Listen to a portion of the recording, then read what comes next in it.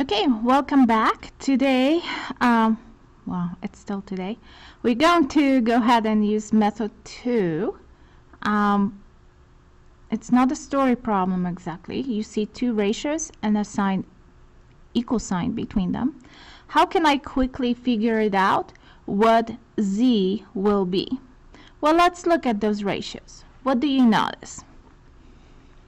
There's equal signs, so they have to be the same. They have to be equivalent fractions. So how can I make those equivalent fractions the same? This one is to use mental math, because very quickly I can figure out how do I go from 12 to 36. Well, obviously I multiply it by 3. If I did it here, I have to be able to figure out what z multiplied by 3 will give me 21. Well, can you think about it? Of course, z is 7. So 7 twelfths is the same as 21 36. Do you agree? Because if I divide this one by 3, divide this one by 3, I'll end up with 7 twelfths. So my z is 7. Okay, let's try a few more. I'm going to cover some of them. I'll let you try this one. Go ahead. All right, welcome back. Hopefully you figured out that 8 times 3 is 24. So 3 times 3 is 9. So B equals 9. How we are doing? Okay, another one for you. Go ahead. It says mental math, so keep trying. All right, welcome back. So now, 5 times what is 40? Obviously, it's times 8. So m times 8 is 16. So what times 8 is 16? What? 2. M equals 2. Let's double check for us. So is 2/5 truly 16/20? Well, let's reduce 16/20. I can divide it by, it's not 20, sorry, 40. I can divide by 8. I can divide by 8. And I end up with 2/5. So I'm good. All right, last one for the mental math. Okay, go ahead and do it. All right, this one is, this time I'm missing a number on the bottom, but I still do the same thing. So how do I go from 15 to 5? Well, I divide by 3. So 30 divided by 3 is 10. So P equals 10. That's very quickly how we do in our head. Okay. All right.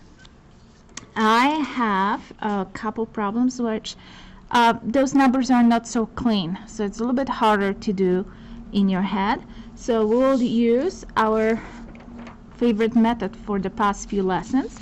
We use cross products. Okay, I know when we played our game on Friday, some of you already learned that method. So let's quickly review how. Well, we know that two ratios are equal to each other. To figure out if they are equal, remember we use cross products, we multiply across. So that's what we are going to do here. We're going to multiply across. Okay? All right. So 25 times x is 25x.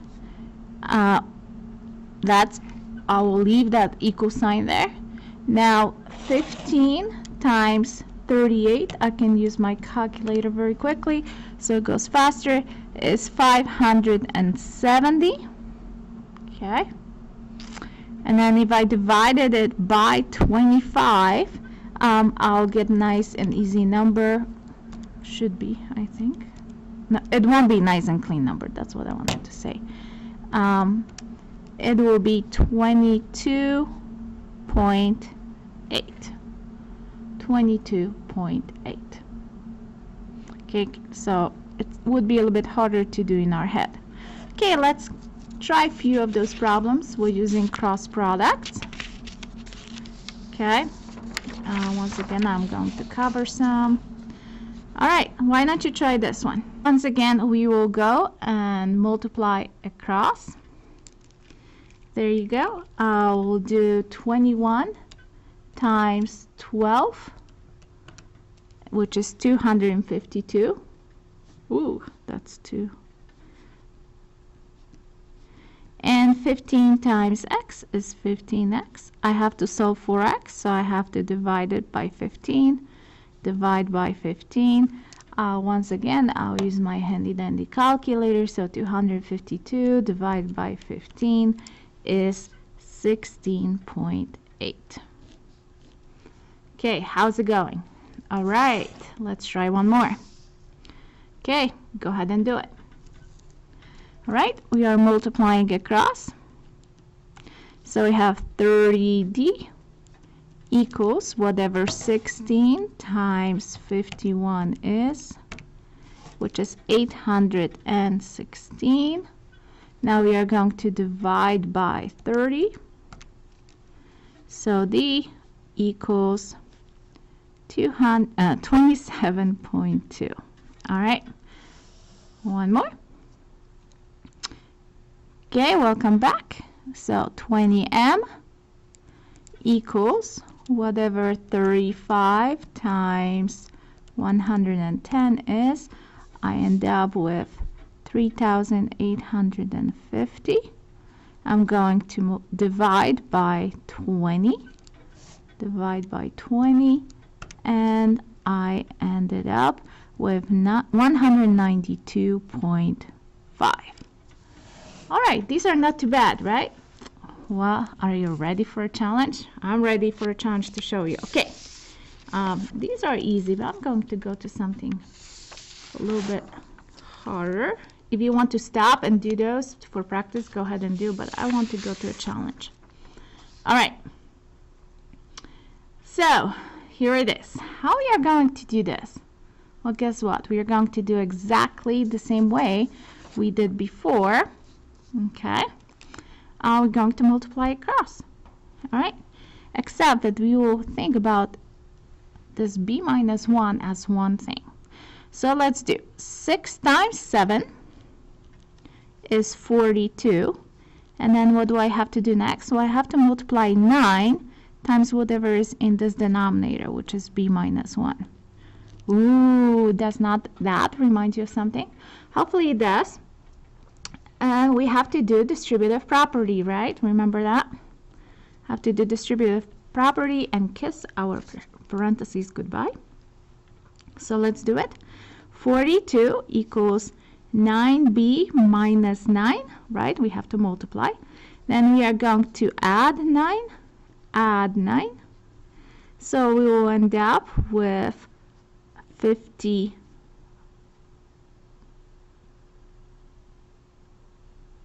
Yes, I'm sorry. 51 equals 9b. Then I have to divide by 9. They have to divide by 9. I can either do it by hand or you can do it on the calculator. I really, at this point, I want to know if you know how to solve proportions, not how to divide. So b equals 5.6 repeating. Okay. All right. The last one is for you, so go ahead and pause it and give it a try. Be ready for a challenge. Go. All right, welcome back. I'm going to multiply across. We'll remember to put this one in a parentheses. So we have 4 times 2 is 8. And then what do I have to do? I have to do 8 times m minus 8. I'm going to use distributive property. So I have 8 equals 8 times m is 8m. 8 times negative 8 is negative 64. So be careful with signs there. Okay, I'm going to add 64. I'm going to add 64. That leaves me with 8m on the right side and 72 on the left side. Okay, then 72 divided by 8, obviously it's 9. Okay, how's it going? Okay, if you have any questions at this point, please ask me and write it on the board, do whatever you need. But these are 3 ways we are going to use to solve equations, proportions. Tomorrow, story problems. So see you guys then. Bye.